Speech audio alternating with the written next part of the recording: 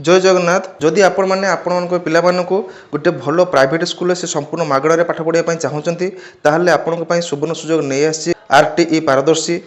यह माध्यम आपण मानकर पिला आपण पाखरे थिबा इंग्लिश मीडियम स्कूल बा प्राइवेट स्कूल आपण संपूर्ण मागणार पाठ पढ़ाई पारे। तार आवेदन ऑलरेडी ऑनलाइन स्टार्ट हो जाए जहाँ कि ऑनलाइन आवेदन डेट 10 फेब्रुआरी 2026 टू स्टार्ट हो 10 मार्च 2026 पर्यंत चालू अच्छी।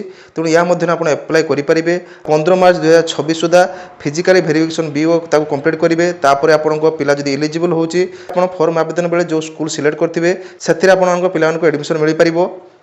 तेणु आपने जेकोसी ब्राउजर जाई RTE पारदर्शी लिखि सर्च कर दे सारा आपको प्रथम गोटे वेबसाइट आसो RTE paradharshi.odisha.gov.in करी तले लिखाई देखो ओडिशा राइट टू एजुकेशन तार क्लिक करी आपन RTE पारदर्शी ऑफिशियल वेबसाइट को आसीजे।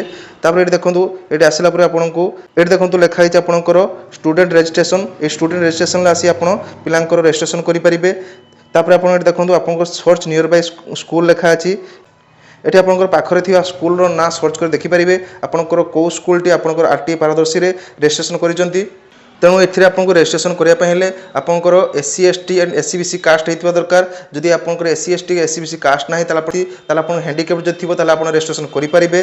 जदि आपंकर हैंडिकेप ना जनरल पिला अच्छा ताले आपन पाखरे जदि BPL कार्ड टी अच्छी तार रजिस्ट्रेशन करेंगे। तेणु आपंकर student registration online portal complete कलापर आपन से फॉर्म टी नहीं आपंकर BO ऑफिस डिपोजिट करने पड़ो ताको BO फिजिकल वेरिफिकेशन कर सारापर एप्रुवाल मिलला आप एडमिशन नहीं पारे।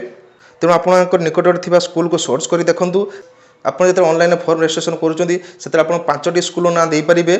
तेणु RTE पारदर्शी विषय में काली फुल डिटेल्स गोटे वीडियो नहीं आसबि से जो थी कि आपंकर समस्त डिटेल्स आप पाइपर। तेणु वीडियो जब भल लगे वीडियो को लाइक करने सहित रिलेटिव सर्कल शेयर कर दिंतु देले से भी जानीपारे देले से भी चाहिए पिला पढ़े पारे RTE पारदर्शी।